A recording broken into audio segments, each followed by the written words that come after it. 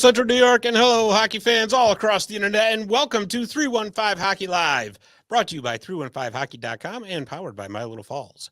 I'm your host, Scott Kinville, and this is just the best time of the year. All these tournaments, the playoffs are around the corner, the weather's getting better, everybody's starting to get into a better mood. Do you want me to play Jingle Bells for you or something? Even though Dave's in pain because he fell down before I got here. So he's... No, I was on the ground before you got here. I know. He got it before I got here. Yeah. But that's okay. Should see my wife trying to lift my boots and yank on my legs to stretch my back. Dragging you to the penalty box. That's a visual we don't want. Yeah. Well, no, not at all. But we got a lot to talk about, including an ever-tightening AHL North Division playoff race. And before I bring my guests in to talk about that, I'm going to bring my co-host in. He's sitting there in his little lair right there. Looks like he's having a good time. He's Mr. Jordan Brockway. Jordan, what's going on? Nothing much. Just excited for playoff hockey. I know, right? It's right around the corner. And I'll tell you, the way that North Division's going, there's no guarantees except for if you're a Toronto Marlies fan. Yeah, definitely. It's been tightly contested this year. It is. And it's getting tighter and tighter by the day. And to talk about that with us, we have an old friend of the show. He's been on a couple of times from his work with the Oswegonian, but he is also writing for the ChargingBuffalo.com, which is a Buffalo Sabres and Rochester Americans website. Coming in to talk to us about those Rochester Americans because they are in the Central New York region this week. It's Mr. Zac Case. Zach, how are you? Good. How are you guys? Good. Good to see you again, buddy. Yeah, good to see you too. It's been awesome. Sorry about the men's team at Utica. That was a really good game. I saw they lost in overtime. So I tell you, that was a heartbreaker to watch. I mean, man, especially, they came back in the third period like that. And then, that's huge. That's huge. But that's cool though. Yeah. I mean, it is what it is. So what are you going to do? Yeah. Final four time for the NCAA Division III. And of course, college hockey kicking things off D1 and AHL. Really good hockey all around right now between Syracuse, Utica, and the Amerks. So, yeah, absolutely. Let's just dive right into that. So you've been writing for the Charging Buffalo all season, and you've been following the Amerks pretty closely. So, you know what? Syracuse has played them quite a few times, but the Comets haven't seen them since December 28th. So why don't you just give us a quick overview of the Amerks season so far? Yeah, it hasn't been a bad one overall. I think they started off better than where they are right now. It's kind of been an up and down season, roller coaster, as some people would say. And it doesn't really help based on what happened with the trade deadline and what Buffalo's doing right now. They don't have a lot of firepower down there compared to what they had in the past years with Jack Quinn, JJ Peterka too. They're up on the Buffalo Sabres roster now. But just looking at it, it's kind of been a weird month of March. They've been up and down. Right now they're on a 3-game slid. Their last win was against Laval, a 2-0 victory there in regulation. But overall, it's been back and forth. They're struggling to find some really good goaltending. I was hoping Levy would end up in Rochester at the end of the season instead of being in Buffalo. But overall, they're just looking to really just sneak into the playoffs and see if they can make some noise again. Of course, last season they had a really good playoff run, beating Utica, getting all the way to the finals of the division. I think it was against Laval. But overall, it was a really good end of the season there. Made a lot of noise in Rochester with the fans and stuff like that. But it's kind of been an up and down year so far this year. Not the same team that we saw last season. It's really funny too because I was thinking about that on the way over. Just like last season. The similarities between the Comets and the Americans are actually uncanny, right? Because like you just said, they lost a lot of good scorers from last year, with like you said, Peterka, Quinn, Peyton Krebs, who was doing really good when he came over in the Jack Eichel trade. He's in Buffalo now. And it's the same thing with the Comets, right? They lost Fabian Zetterlund. They lost AJ Greer. They lost Chase DeLeo. I mean, Alexander Holtz is back, but the parallels are just weird. And, you mentioned that playoff series. I think that there was actually more animosity between the fan bases than there was actually on the ice. When that chicken riggy garbage plate thing started getting a little out of hand for a while, I think. I'm a big garbage plate guy, so you know who I'm rooting for in that one. I haven't had chicken riggy yet, though, so you could say I'm a little biased. But still, I think it was one of the better series we've seen. I've never been to a game that's sold out in the Blue Cross Arena. So seeing that atmosphere for an Amerks game like that is just unbelievable. It was really cool. I think they might have lost it in overtime that night, but you just look at it and it's just cool for the fan base. Like Rochester's a minor hockey town. Between the baseball team, we used to have soccer, and then you have the Amerks too. And the Amerks are a timeless classic. Like that's what you do on a Friday, Saturday night in Rochester. I know that's the same way in Utica too, which is huge. Same thing in Syracuse. So between really the Amerks and then the baseball team. It's what to do. And they got a really good team still. Like, nonetheless, you look at some of the rookies on that team, then you look at the veterans like Brandon Burdo, leading the team. He's got 50 points in 48 games. He missed some games. You got Weisbach, who's been around for a while, kind of led the league in the development camp / preseason time when the prospects all played against each other in the Eastern Conference. But then you got like Cooley, for example, first-round draft pick later on in the draft, kind of a steal for the Sabres. They had 2 first-round draft picks this year between Cooley and then Salvi too. And overall, Cooley's one of the best rookies I've seen. His shots crazy on the power play. He's going to make an impact on the box score at some point this weekend. He's got 19 goals, 18 assists, 37 points. So guy to watch out for really as a rookie too. So he's going to be in the Sabres roster just like the rest of them from last year. You know, I guess that's kind of one of the good things about the Sabres hitting the slide as an organization as they did for a few years is you get those high draft picks, right? And then they got to have time to develop. So the minor league teams usually get to see, so plant the seed, so to speak, watch the plant grow, and then they go, off the NHL. But it's still really cool to see. Let's take a look at those standings real quick before we go any further. Again, this AHL North division is just ridiculous right now. Toronto's already locked their playoff spot up. They've been ahead of the division for pretty much all season. Kind of reminds me of what the Comets did last year, jumped way out ahead and then just kind of got to go into cruise control for the rest of it. But with the playoffs this year, it's set up just like it was last year. So the top 5 teams get in. The first 3 teams get a bye. And then teams, the 4th and the 5th seeds play each other. And I think it's a 3-game series, I believe, for the right to advance into the playoffs. And it goes 1 versus 4, 2 versus 3, whatnot. The only difference is now they're not going off winning percentages anymore. They're going by points, which is so much easier to keep track of. Because that used to drive me crazy last season, right? You look up the standings, it's like, well, wait a minute. They got more points. Oh, yeah, that's right. It's the winning percentage. Yeah. Yeah, totally. It's a weird playoff format, to be honest with you. Like, just the way they lined it up, I liked it totally better the way it used to be. Even nowadays with the NHL one, I would rather have it, hey, you take whatever amount of teams from each division, give me 8 on each side, and give me the best 8 teams. Don't worry about the wild card. Don't worry about anything like that. Like, I shouldn't get in because I'm the 3rd best team in the division, even though the other division has better teams. So, honestly, you look at it, like you look at last year, like Rochester were able to come in. I think they're the 5th or the 4th seed. They're able to play their way in and then upset Utica. That's the same thing that can happen with the Marlies. The Marlies are a really good team. I think they are on a little bit of cruise control right now, but you know what happens in the playoffs. Anything can happen. You guys saw it over the weekend. Like, you see it every hockey game. You don't know who's going to win when it comes down to it. And Utica, Syracuse, Rochester, really good teams, even down to like Laval and Belleville, like really good as well. Toronto, might be a gear ahead of them. But at the end of the day, like, you get into a 3-game series and you take the first one on the road, anything can happen in game 2 and 3, especially in a 3-game series. You get a hot goaltender, right? Oh, you exactly. get a goaltender at the right time, it just messes everything up. That's why, honestly, those 3-game series are just nerve-wracking. And I don't care if one team has 50 points more in the standings. It doesn't matter because it's 3 games. It actually is skewed towards the underdog, right?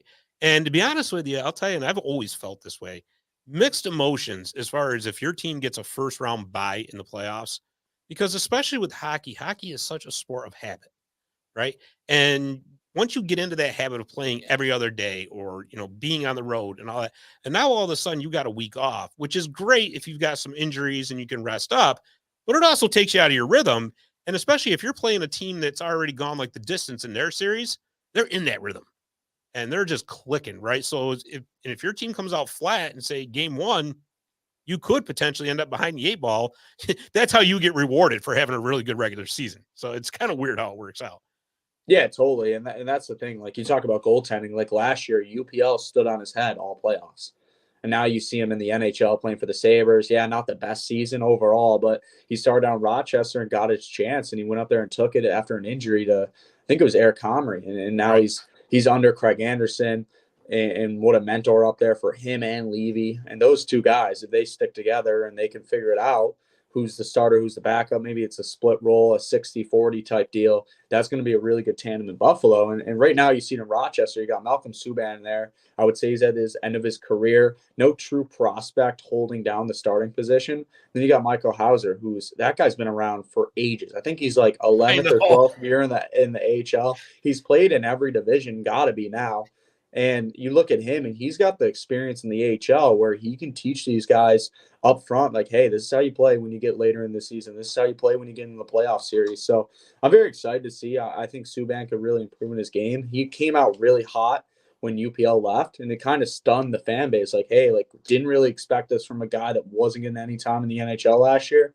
Kind of came out of nowhere when UPL left, took the starting role. Now him and Hauser battling it out. Subban kind of tapered off a little bit now, but if they can get better goaltending and get a team in front of them like they have, they got a couple guys out of the trade deadline, which are good pickups in my opinion. They lost a couple guys too. Bork went to Chicago. They ended up getting someone from the Ice Hogs. So very excited to see what can happen here, and especially when you have a rivalry down the Interstate 90, it's always a big game. You know, now that you bring that goaltending up, let's talk about that first. So I was going to start talking about the divisions, but that can wait for a second. I like this sidetrack here. Right? Well, you mentioned Hauser. I think Hauser at one time faced the original Utica Devils, by the way. But probably. The guys well, and you look at Rochester, they've had 5 goaltenders this season. Eric Comrie came down, did a stint after he got injured. He played 3 games. I wouldn't say it was the best 3 games, but it was more of a conditioning stint. They got Beck Warm, who came up from Cincinnati from the ECHL. He's played very well. He only got 2 games, but he came in, played pretty solid. Wasn't the best, wasn't the worst. And then you got Subban, who's been in there for a while. He's posting a 3.0 goals against average right now, 0.903 save percentage. Not the best numbers, but not the worst. Definitely could get you a starting job with 31 games played. So he's played plenty of minutes. Hauser's just under 1,000 minutes right now with 17 games played, and he's right around the same pace. 0.902 save percentage, 0.03 goals against average. So you got 2 goaltenders putting up solid numbers, not the best, not the worst. It could definitely improve, though, and that's what they're going to need in the final stretch here. I think they got 10 games left, maybe even less than that. I want to look it up now. 12 games. So they got 12 games remaining. They're going to have 3 this weekend in 3 days against some good opponents. They got Hershey on Friday. I think they got Cleveland on Sunday, and then they're going to go on the road middle of the weekend to Saturday for a short bus trip to you guys. So that's going to be a big weekend overall. You got to take points away from Utica if you're Rochester, though, in 4th. Yeah, there's no doubt about that. And it's funny because you mentioned Devin Levi there. He just came out of Northeastern, had a fantastic season. What a goaltender. Obviously the goaltender of the future for the Sabres. He's got to be the best goaltender from the NCAA, right? Got to be. Oh yeah. I would agree with that. I would agree. Yeah. But here's the thing that kind of it was a curious choice by the Sabres for me. They signed him right to his ELC, his entry-level contract. And he's in Buffalo right now. Now, I don't totally disagree with him being in Buffalo to get a few games and to get the experience. But is he going to be able to come back down to Rochester, say that if the Sabres or if the Americans make the Calder Cup playoffs and the Sabres miss in the NHL? I don't think he can he? Because he wasn't on that list at the trade deadline. He can't come down. So the only way, if he signed and got in, he would have to come in right off the get-go and sign. It was signing something else. I'm trying to pull it up right now. It was an ATO, I think, or something, wasn't it? So he had to sign that and play 5 games before the playoffs. Unfortunately, because he signed the entry level, he can't come down to play in the CHL till next year, or in the AHL till next year. Which, I'll tell you, I mean, again, I'm not trying to second guess what the Sabres did, but it's just kind of curious to me because if you look at the standings with the Sabres right now, and this has been a fantastic season for them. It's so nice to see something positive coming out of Buffalo again. It's really fantastic because I've said it a million times. The Sabres fan base deserved better than what was happening. And it's finally starting to turn the corner, right? Well, it's like the first time in 10 years, I think you hit the trade deadline and we're talking about playoffs possibly. Right, sure. Usually you get the trade deadline time. It's like, all right, season's over. Like put it in, call it a day, go to the golf course. Yeah, definitely. But with this ELC now, they're going to end up burning the first year of that right off the hop. And if the Sabres don't make the playoffs, then that kind of, I don't want to say stunts his development because this surely isn't. But it would almost seem like it would have been better for him to have to maybe go to Rochester first, right? Sign the ATO with Rochester. Okay, we'll start your ELC next season with Buffalo. but get him some maybe playoff experience anyways. Get that. And to not only that, get used to the professional game, because as talented as he is, the pro game is a lot different from the college game still. There's a little bit more physicality in front of the net. Obviously, it's a little bit quicker. But, it is what it is now. I mean, there's no turning back on that decision. Oh, definitely. But I think for him and in his camp, maybe his agent and him talking, like, I would want to burn the first year. Oh, sure. Like, you don't know what's happening in Buffalo right now. You don't know what team this is going to be come next season, for example. Right. So if I'm them, burn the first year. I'll take as many practice sessions as you want up in Buffalo. There's video of him practicing today at the Harbor Center, which was obviously great. But he might get 3 or 4 games, not even, maybe 1 or 2. Yeah. And for him, that's fine. I think that's what he wants. He had a busy season in the NCAA. There sounds like there was something involving an injury at some point that was lingering around. That had to come into the decision possibly. Sure. Yeah. So you look at it, you want to end up in Rochester. He'll be in Rochester next year, I think. I believe. I don't think he's going to end up in the pros right off the get-go. Right. But it's the question mark right now in Buffalo in terms of goaltending. And he could be the key to that. It just depends on whether or not he wanted to walk. And that was the conversation all season. Was he going to walk like some of the other guys, like Eric Portillo, for example? He looked at the situation in the room. He walked. He's gone. They ended up getting something for him, but he could have walked at the end of the year. Right. And I was kind of curious as to why that went down that way, because he was actually at one time being considered as the goalie of the future, even though, by his standards, his season at Michigan this year hasn't been that great compared to what he had done. I mean, obviously, they still made the NCAAs. They're still number 2 in the country, so it wasn't all bad. But I was curious about that. So that does clarify a lot that he was going to be able to leave at the end of the season anyway. So him and Levy were up this year. It was whether or not they signed in Buffalo this year. I think Portillo read the room, saw the goaltending situation, and they ended up. The good thing is Buffalo got something out of them. Right. They got a pick or something like that. Yeah, I think it was a 3rd round pick, wasn't it? Yeah, so they got a trade out of him, and they got something out of him, which is obviously huge. And LA probably will sign him. Like, look at they got to. Yeah, you look at LA's situation, a lot better compared to Buffalo for Portillo. So right, sure. So I mean, hey, why not, right? Mm-hmm. But yeah, definitely. But I'll tell you too, just on a sidebar, what a trade that was to end up getting Levi out of that deal, getting rid of Sam Reinhart, who basically had just become a poison in the locker room. And to get somebody like that out of that whole deal and a 1st round pick on top of it, good on you, Kevin Adams. I think, and I can't remember who that pick turned into. I want to say it was someone. I can't remember the name off the top of my head, but at the end of the day, like, you just look at it overall, whoever that 1st round pick was, I'm pretty sure he's already listed on the pick list. It's just a great trade. Like, Sam Reinhart was a great player. I remember when they picked him. I remember, I think I was in the arena for that one, but he was a great player. And at the end of the day, didn't want to be in Buffalo. They ended up getting a lot out of him. And it's one of those things where you look back at the Jack Eichel trade, you look at the Ryan O'Reilly trade, like, both teams won those trades. Tage Thompson is one of the better players in the league now, and everyone won that trade. So Buffalo's made some really good trades as of late, and they got guys on the back end. Like, you look at Victor Olofsson, he came up through development. Peyton Krebs has really turned it around in Rochester. Now he's up top. Jack Quinn, JJ Paterka, like guys we've already talked about. They just need to solidify the defense and get a goalie in there. Right, absolutely. And by the way, that pick was Dave the Save Warner. But anyway. All right. So they got me? Is that what you're saying? Yeah, they got you. Yeah, you're on waivers. Yeah. Anyways, I'm on something. But let's go back to that AHL North division, because I tell you, for a little while in the middle of the season, it kind of seemed like things were separating a little bit. But now, like we said, take Toronto out of the equation. You've got 6 teams in that division that are just in a battle right now for those 4 spots. And looking at that top to bottom, Zach, they're separated by 9 points. I mean, even Cleveland, who was left for dead at one point. Remember, I mean, they were just floundering at the bottom of the division. They got themselves on a winning streak. They got right back into it. Laval's up and down. Laval actually, if you look at it, they lost a lot to Montreal. They lost a lot of scores, to them. Between Anthony Richard, was it Jesse Gillette? I think it is, that kind of thing. But I mean, Belleville's right there. They're in the mix at 61 points. The Americans are sitting right there at 4th place. And of course, the Crunch and the Comets are battling it out for 2nd and 3rd. However, depending on how this weekend goes, the Amerks could join that fight as well.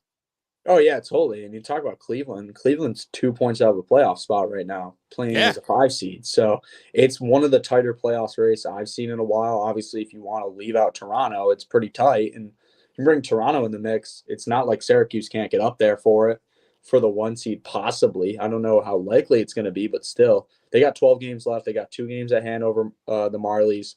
You got Utica, who's got 1 game less than Syracuse. But then you look at Cleveland, they got 13 games left. So they got an extra Yeah. compared to everyone. So they could definitely jump up in there. Right, exactly. And I mean, if it really, I mean, they could stand to improve because obviously Columbus isn't going to make the playoffs. So they'll probably be sending a few guys down as their season ends. So if Cleveland can get into the playoffs, they're going to get reinforcements. It's going to be the same thing with Laval, right? Belleville most likely will get a few guys back. So I mean, if the Sabres don't make the playoffs, the Amerks are going to. So really, the only teams in that division that aren't going to get anybody back is going to be Toronto, the Crunch, and the Comets. So that could maybe tip the balance of things a little bit too. We'll see if it does or not. I don't know, but yeah. So what was it? Yeah, Tuesday night. I'm sorry, I got my days all mixed up now. I'm all screwed up because we're on Thursday night. So and the Amerks and the Crunch played on Tuesday night, which is a little bit different. Even though I have to say I kind of like that when they have that different night every once in a while, it makes things a little bit more interesting. I'm so used to the Wednesday midweek game halfway through the week. It's when they normally play. They play on the Wednesdays. Yeah, exactly. So I mean that little Tuesday night, I had to look at I looked at the scoreboard. I was like, what? I go, is this a mistake? What's that? Oh yeah, no, it's real. But no, they so what was it? It was a shootout, right? So the Crunch and the Americans went to a 3-2 shootout that the Crunch won, but it's not all bad because you still get a point out of it. And that's the other thing that gets so dangerous at this time of year because everybody looks, 2 points here, 2 points there, 2 points here. But you start getting into these overtime games and these 3-point games, and it just throws a monkey wrench into everything. Oh, definitely. And if you're in Rochester, you wish you got that third point. At the end of the day, like you get one away, but you needed that last point, especially against Syracuse. I don't know if they're going to play the Crunch. Yeah, they got the Crunch 2 more times. They're going to see Cleveland to end the season 2 more times. They're going to have Utica 4 more times, or 3 more, excuse me. So they got Cleveland twice again this month. So a lot of in-division games where you can't be going to overtime. You got to get everything in regulation, make sure you get the points off the board and take them into your favor. Because as soon as you start giving up those overtime points every once in a while, or say you win it, you're still giving them a point. You're still cutting in half what really you're trying to do. So yeah, exactly. And that's what makes I mean actually, and it's fun because every game is huge now. Because I was looking ahead at the schedule. I don't think there's a lot of out of division games left for anybody. So yeah, so Friday against Hershey's realistically the last game out of division for Rochester, at least. Yeah. So and there it is. And I don't think the Comets play at all out of the division. Matter of fact, I don't think they leave New York State for the rest of the regular season, which is nice for travel purposes. But Well, yeah, like look back, back in my childhood, we had 7 teams in New York State at one time. Yeah, it's Between true. Albany, Binghamton, Adirondack. Yes. You had Glen Falls as well, and then you had all the way across to Rochester. Yeah, and that was the golden time. And then you had the ECHL, you had the Jackals down in Elmira. Right. So where the Fed team is now, which is just crazy to think about. I know it is. But I tell you, the hockey history that's in the state is unreal. Yeah, Binghamton hits 50 years this year. Yeah. I mean, and again, it's too bad really what happened with their AHL team. I'd love to see them be able to pick up an ECHL team at some point. Yeah, the cool thing was I was there this weekend for the FPHL, and they sold out that rink. They love that hockey team down there. So it'd be really cool if they can get an ECHL team. They got the facility to do it. So does Elmira technically. So it would be really cool if Binghamton or Elmira could get that. Yeah, I like the colors on that Binghamton team. That's really cool. Yeah, the Black Bears it's a really nice organization. They took care of us on Saturday. But the cool thing is I think Elmira's getting an NAHL team. Rochester's getting one. The Wegmans family's putting on. Really? They're going to put a ton of money in the Rochester Ice Center, which is Thomas Creek over. It's on the east side in Penfield area. So they're going to put a NAHL team in there, Rochester Junior Amerks. So yep. Oh, that's excellent. Excellent news. Yeah. Because I'm gonna tell you, anytime the game grows, it doesn't matter where it is, as long as it just keeps growing. That's excellent. Oh, exactly. That is excellent. And you got Nazareth out there, you got RIT out there for college. I mean, there's just hockey everywhere. It's fantastic. Yeah, exactly. But let's take a look, see at the this game coming up Saturday night, because like I said, the Comets and the Americans, by some weird quirk of the schedule, haven't seen each other since December 28th, which is weird when they play 10 times this year. So they take like a 2-3 month break from each other, and then it's like, oh, wait a minute, we got to get those games in. So they just cram them all in at the end of the year. But running down the list, I mean, I just did a little quick comparison here. The Amerks for goals per game, they're at 3.25, which ranks them 11th in the league. The Comets are at 3 even, which is 23rd. Goals against per game for the Amerks is 3.37, which is 24th. The Comets are 3.02, which is 16th. And then the power play units, 20.2 for the Amerks at 13th. The Comets are only at 15.8% at 30th. And then the penalty kill, the Rochester's at 79.8% or 22nd in the league. And then the Comets are, well, this one's easy to remember, 77.7, 26th overall in the league. So looking at those numbers, this should be a pretty good game. And again, they're separated by 5 points in the standings. These games mean everything. Yeah, exactly. You look at Rochester, I think their penalty kill could improve. I think that's kind of the weak spot right now with goaltending. Overall, they got plenty of firepower up top. It's not the same as it used to be, but it's definitely just newer guys mixing it in, adding some new chemistry involved. And you look back to that Wednesday, December 28th game versus Utica, 5-4 overtime victory, a barn burner in Rochester. Berto has 2 points. Murray had 2 points as well. Ruzick had 2 points. So plenty of different Amerks getting involved in the scoring. Subban was in net, and I think that was his 8th of the season in net, and he improved to 6-1 on the year. So overall, you look at it, it's going to be a good game. Utica came back and scored 2 in the third period. So I'm very excited to see what happens at the Odd on Saturday. I wish I could come out, but overall, it's going to be a really good game no matter what. Yeah, I mean, and they've split the season series so far. They played 6 times, and each team's won 3. And it's it's just it's more massive than people think, because again, Rochester pulls the win out in regulation, and depending on what happens between the Crunch and the Comets, they're going to pull within 3 points on somebody. Yeah, exactly. The points are so close, and it just really comes down to who plays the best hockey in the home stretch. You got 12 games left, 10, 11 games left. You're going to have 3 this weekend, and that's a majority right off the get-go you're done with. And then you head into the final month really left. Yeah. And then it's playoff time. And right now you look at all 3 teams in Central New York, Western New York, they're scheduled to make the postseason. 2 of them looking at buys right now. So we'll see what happens. I'm very excited. The Amerks are always good. It's always fun to go to those games. I'll be there tomorrow night for Hershey. But overall, it's going to be a fun one. Yeah, for sure. And I mean, you look at the Comets, they've got to be careful here, because honestly, their special teams have not been up to snuff. I mean, 30th overall on the power play, 26th overall on the penalty kill. Those are the kind of numbers that get you burned big time in the playoffs. And Jordan, correct me if I'm wrong, didn't they just call up another goaltender from the ECHL, because Dawes is still out? Yes, they did. Mike Robinson, is that correct? Yes. Yeah. So, I mean, Isaac Poulter's been, doing a decent enough job of holding the fort down. But, I mean, like I said, at some point, you got to get your goalie some help, too. You got to start scoring on those power plays, because that's huge. Yeah, definitely. I agree with you. I think you look at special teams. We see it in college hockey. You see it all the time in the pros, too. It makes or breaks games.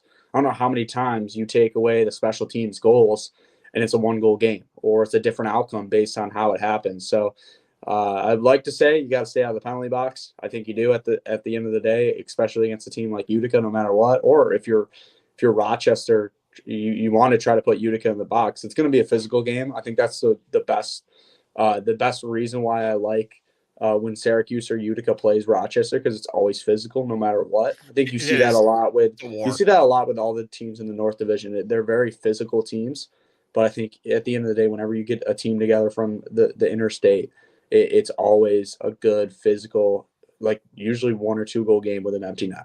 It's usually a close one. For sure. And again, like I said, this is just, and honestly, looking at this division, it's a shame 2 teams are going to have to miss. No, yeah, totally. Like I said, wish it was a different playoff format. It's kind of crazy that 5 teams make it, but I don't know how many teams. I think it's like 26 teams make the playoffs in the AHL. Yeah, I know, which is just gnarly. That's over 2/3 of the league, I think. Well, it's wacky because you got like a 10-team Pacific Division, and I Yeah. think like 8 of them make it, and there's some weird little I don't know. The It's, West Coast expansion is crazy compared to, like, if you look at the map from like 2005 of what the AHL used to be, and then you look at it now, completely different layout of how it is.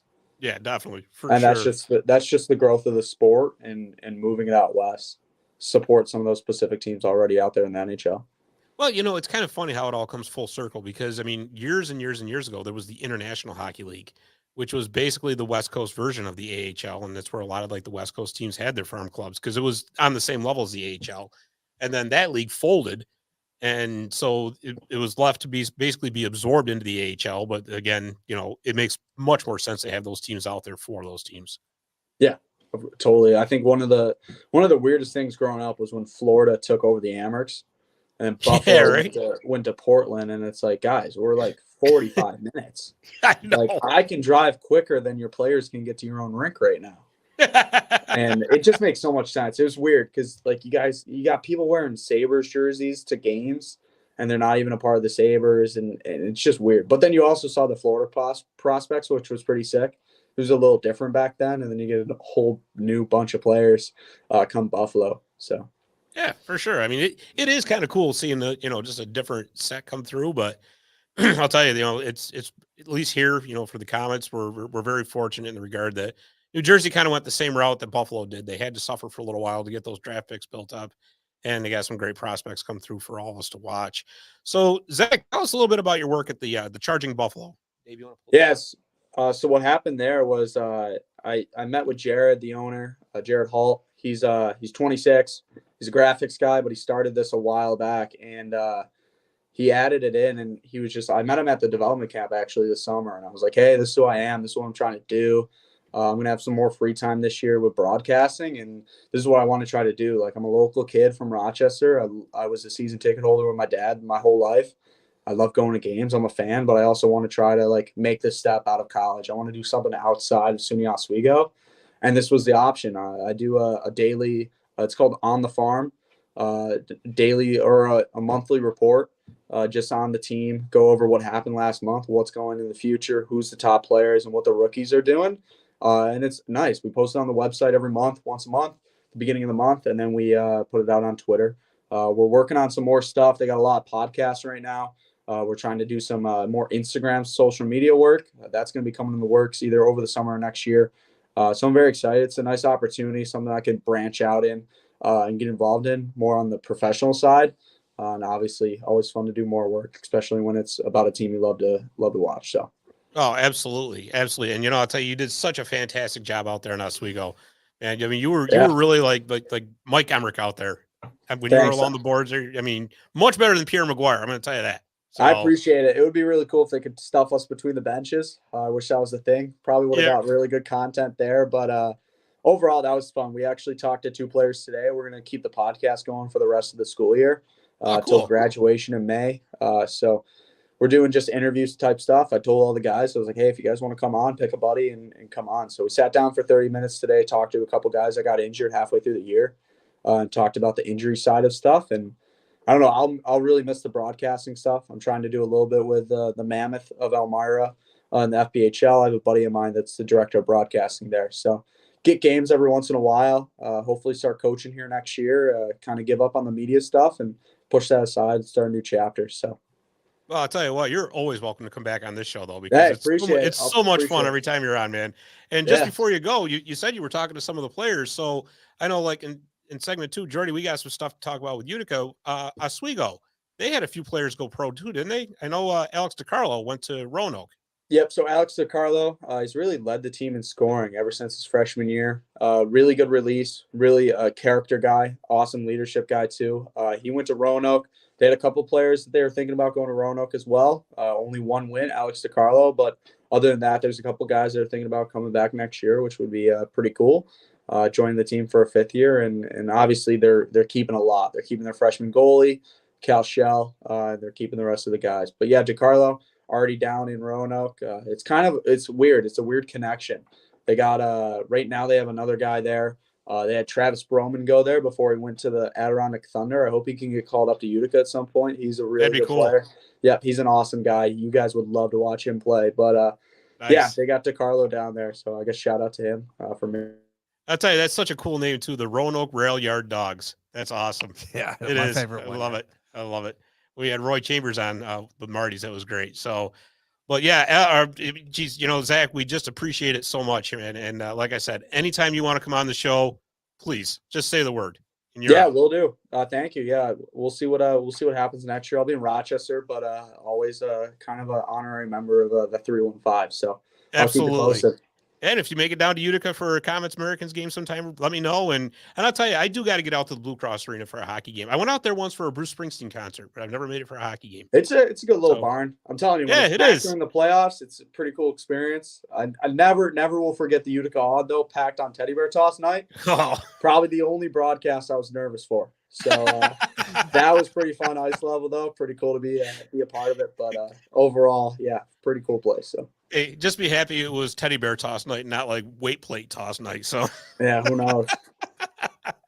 Oh man, but Zach, thank you so much. And like I said, everybody check out thechargingbuffalo.com. It's a great site and Zach does great work on it. So Zach, take care, buddy, and we will talk soon. Yeah, I appreciate it, guys. Thanks for having me again. All righty. Thanks, man.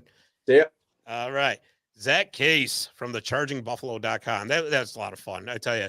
And, and again, it's like I said earlier, it's nice to see the Sabres on the rise again. But more importantly, this AHL North, man, I tell you, this division is going to be such a fun finish. Mm-hmm. Yeah, it's packed. It is. It is. It's just, and it's unreal how it all came together at the end. But all right. So listen, Jordy, we're going to take a quick break. And then when we come back, we got a lot of college hockey stuff to talk about. So let's take a quick break and we'll be right back. Visit My Little Falls and stay connected with the latest news, information, and events in the city and the area. Our mission is to generate interest in the community and connect residents in a more meaningful way by facilitating deeper conversations about how these stories will shape the future of the Mohawk Valley. Join thousands of weekly visitors who stay up to date with feature stories, interviews, videos, our event calendar, and print publication, the Mohawk Valley Express. It's about timely local news for the community, keeping citizens informed about important issues, telling about the people who live and work here, and giving locally owned businesses the opportunity to reach a very targeted audience of locals and tourists alike. It's a whole new form of media-rich content developed specifically for today's mobile lifestyle and listeners. You can download our iOS app in the iTunes store, listen to our country music streaming radio station, or sign up for a weekly newsletter. Stop by today at mylittlefalls.com. You'll be glad you did.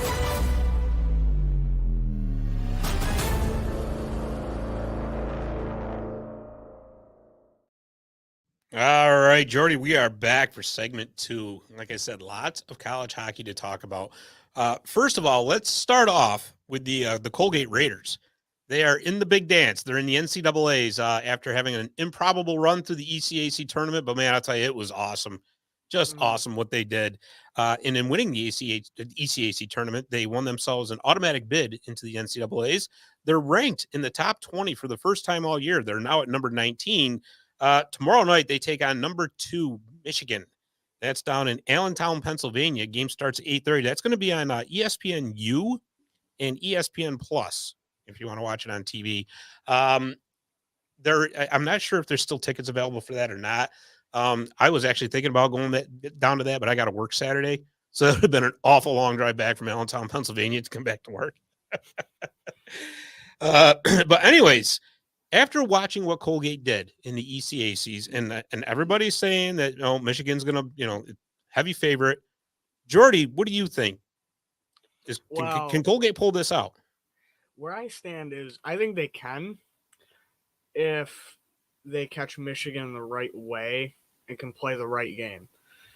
And now Michigan is such a tough team that if this were in Michigan, I'd say, yeah, I don't have as much faith, but since it's a neutral site, I think there's a very good chance for them, especially since it's in Pennsylvania, so it's a lot closer for a lot of Colgate fans than it probably would be for a lot of Michigan fans. So that also could play a factor. Well, I mean, hey, you know what, though? For the Michigan fans, there's a vacation opportunity to go to Allentown, Pennsylvania. But anyways, I kid. I mean, that arena they have is absolutely beautiful down there, that PPL arena. Mm-hmm. I'll tell you something. I truly believe in my heart that Colgate has a puncher's chance on this one. Just like I said, and Dave, you can back me up on this. Yeah, that's true. I said it going into the ECAC tournament that Colgate had a chance. You did. I said it right from the start because Colgate was one of those teams you watch them all year long. And yes, they had their ups and downs. They were a little bit inconsistent, but they're a very young team. They're going to get that with a young team. But I said if they can put it together, they're as good as anybody they'll face on the ice. And what they do, they put it together in the ECACs. And it did it in pretty convincing. I mean, that Quinnipiac game was just amazing. Absolutely amazing. And then they, some people will say, well, they hung on against Harvard. Well, they had a 2-goal lead. Harvard got one late to get it close, but you know what? They still won. And I'll tell you something. In a one-game playoff situation, the one thing that any team, and I don't care if you're undefeated all year long and you're playing a team that's won only 2 games, the one thing that another team does not want to see is a hot goaltender. You do not want to see that. And guess what? Carter Gylander is playing out of his mind right now. The Colgate goaltender, he's been unreal. So, yes, it is a tall order. I mean, I'm looking at some of these numbers on Michigan, right? So, Michigan has the number 1 offense in the nation. They're 4.1 goals per game. They got 34.3 shots per game. Power play is at 23%, which is really good, but there is an Achilles heel on Michigan, and their penalty kill is atrocious. It's 77.1%, which is 50th in the nation. Now, yes, I mean, okay, so they got a bad penalty kill, but listen, the rest of that team is stacked because when you look at that, I mean, Adam Fantilli, he's actually projected to be the number 2 overall pick by some in this upcoming draft.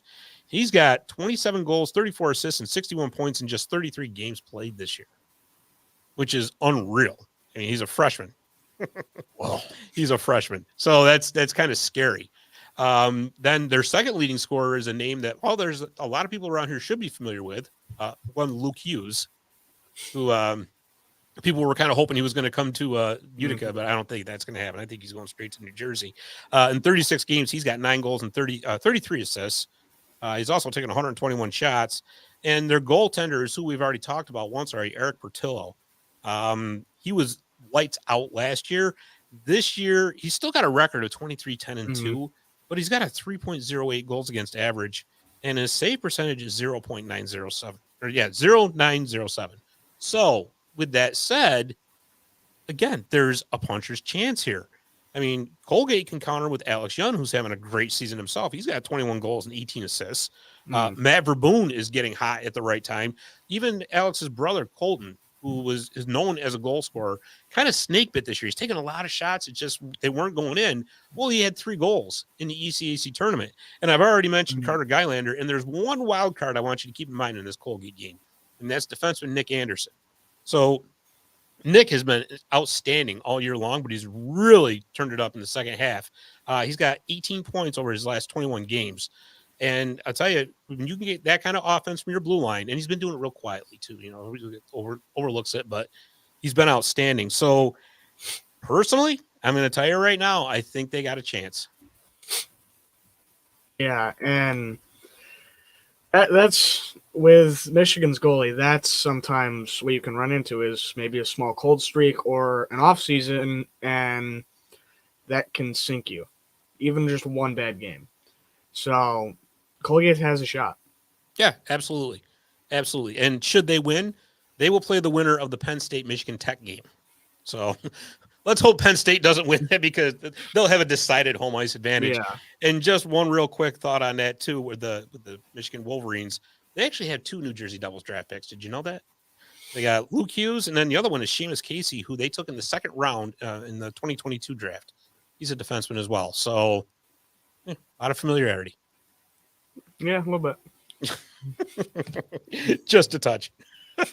All right, let's get back closer to home here. Up at the Utica University Nexus Center from today all the way through the 28th is the USPHL Nationals for the Premier and the Elite divisions. They started today. Then there's going to be a ton of games played over the next 5 days. So if you're in the Utica area, by the way, this weekend it is going to be insane. Up at the Adirondack Bank Center and over at the Nexus, because you got the Comets in town for 2 games. They're playing Friday and Saturday night. They got the Crunch Friday night. And then, of course, you're going to have all those games going on. But, again, if you're bored this weekend, you have no excuse because there is a ton of hockey to go to. All right. And let's see. Oh, by the way, a former Pioneer, Roman Amerado. Did you see that? Yep. His team, he's the head coach of the St. Augustine Hermits, who he played for, I guess, when he was in high school. He's the head coach now, and they won the New Jersey State Championship.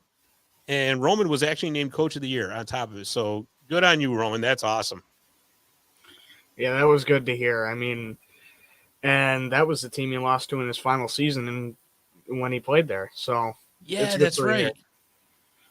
That's right. You know, so I mean, it's always nice. And by the way, if you're a golfer, he's got Stogie Golf. So really cool hats.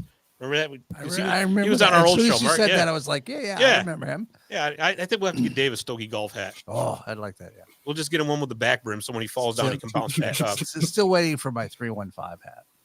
Oh well, here you go. No, got Cody's. I get you Marty's mug. You complain about? I do. Somewhere.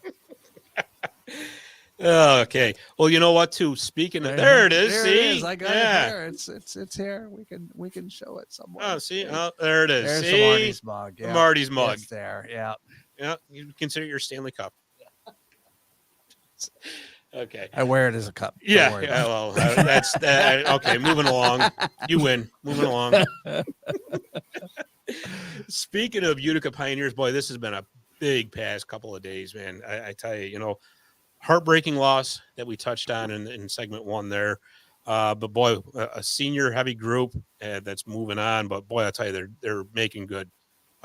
So many guys have gone pro, and this is just going to be the list here that we've got so far. So let's see. You got John Makovic, who has gone to the Fayetteville Marksmen of the Southern Professional Hockey League. Nick McCurran and Lucas Herman are going to Pensacola of the SPHL, which is really super cool. Let's see. Yesterday, Justin Allen and Regan Cavanaugh made their debuts with the Norfolk Admirals of the ECHL. I listened to that game on the radio, and I tell you, there's a certain magic about listening to hockey on the radio. It really is. And I tell you, they were really excited to have those guys in Norfolk because during the broadcast, it's all they talked about was the Pioneers guys, Justin Allen, Regan was actually on the first intermission. It was so cool. Mm. So I think his dad owns the team, right? Yeah. So I mean, it's just awesome. But also announced was Connor Fedoruk, Kalamazoo of the ECHL. And then Dante Sabata, the captain, he's going to Tulsa of the ECHL. We're expecting a few more coming, but I mean, we can't really say anything until everything's official. Mm-hmm. But, you know, good for those guys. And you know what a feather in the cap of the Utica program as well. Yeah, and I mean, Utica's had guys go to the E before, but seeing the amount of guys go is big. And I mean, even Monkovich, who went to the SPHL, he went home. Yeah, he's 92 miles away. Yeah. And all these guys are going places, and I'm watching them going. I hate to watch all these guys leave, especially seeing them on the ice the last game. But all these guys are talented in their own way, and it's good to see them land in places and have a shot. Yeah, absolutely. Absolutely. And, you know, I mean, you make the good impression here at the end of the season because some of them are actually in playoff spots. Mm-hmm. So some of them are going to see some playoff hockey. And just a little interesting side note, too. Jamie Bussell, he's in Huntsville, right? Well, guess who Pensacola, whom Mick Curran and Lucas Herman just signed with, or guess who's playing at the end of the season? Last game. Pensacola at Huntsville. So there's going to be a little Pioneer rivalry going on the ice. It'll be like a weird dynamic. Yeah, but that'll be a really good watch. It will be. It is. I mean, it's just going to be fantastic. I mean, that's so cool. And as a matter of fact, you know, not a lot of people know about the Southern Professional Hockey League. We actually kind of showcased it when we were doing Marty's last year. And I'm going to put out an article tomorrow on 315hockey.com, basically reminding everybody of what the Southern Professional Hockey League is, how it's made up, and it's a really cool little league. It just is. And I'll tell you, it'd be kind of neat if they actually had a feeder program established with the ECHL someday. Yeah. But, you know, it'd be really, really cool. But like I said, congratulations to those guys. And like we talked about in segment 1, too, Alex DiCarlo with the Roanoke Rail Yard Dogs. That's pretty awesome, too. So, yeah. So I thought he was going to say something. So I was like, oh, okay. Pregnant pause. Yeah. Oh, no. And there we go. No. All right. So one last little tidbit, we were talking about Marty's. Well, Marty's is back. We just we couldn't resist not talking about the NHL anymore. And I talked about it a lot tonight. Yeah, we did. But you know what? I mean, Marty's is back. And as a matter of fact, Marty's and 315 Hockey, I decided are kind of like brother podcasts. Like joined at the hip together, right? So they're both on YouTube, they're both on Apple Podcasts, and they're both on Spotify. And I'm so proud to say that we just put 315 on Apple. What was it? Not even 5 days ago. And within 24 hours, both Marty's and 315 were in the top 200 for hockey podcasts in the United States. Yeah, so I just thought that was really super cool. And it's funny, I got the word that because Marty's is actually still on the Sports History Network. Marty's is up for an award. Did you know? I couldn't believe it. It's the Zamboni Time Machine did it. It must be. I could not believe it. I got the email. They're like, yeah, you're the sports podcast group. I think, Dave, you got a banner for that, right? Oh, I got that. Yeah. So it's the sports podcast group. They have their podcast awards. And Marty's is in like the top 8 in the hockey category. So if you want to vote for it, go on Twitter. Go on Twitter. Go to @SportsPodGroup. Right, you got to create the little account there, and you vote for Marty's. And I don't think you win anything, but it's still it's cool. Tell him you win a Marty's cup. Yeah, I don't know. Not yours though. Oh wow, no. Certainly not yours. That one's been used. No, no, that stays right here, pal. Not happening. Oh God. Yeah, but no, huge weekend coming up though for Colgate.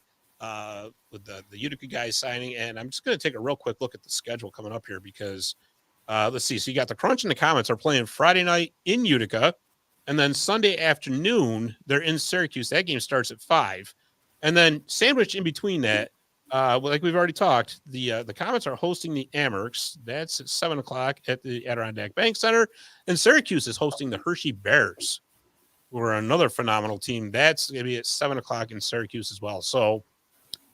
Having Dave, but Barry, Dave's not on Marty's anymore. Explain that. Yeah, you just had one show since I haven't been there, so I'm 2. I carried it. I had 2. All right. Well, I couldn't help it. You're so busy now with the political race here. Race here, yeah. Now let me ask you something. If your wife wins the mayor race, can I call you the first gentleman? No, first dude. I've coined first dude. Oh, is that what it is? Yeah. Are you going to put a hashtag in front of it too? Hell yeah. I should start already using that. You should. You really should. That would be hilarious. Oh God. Oh boy, but yeah. This is why your shows are up. This is it. You're here. My comedic. It's the banter. Yeah, my comedic relief. Yeah, the banter. Hashtag yeah. banter. Yep. Mm-hmm. But yes, if you're so inclined, go to either YouTube, Spotify, or Apple Podcasts and subscribe to both shows and help us grow those. So there, cheap, shameless plug. And speaking of those, 315hockey.com. We're going to have all kinds of previews. We got a Syracuse Utica preview coming up tomorrow. We got our full preview of Colgate versus Michigan coming up tomorrow.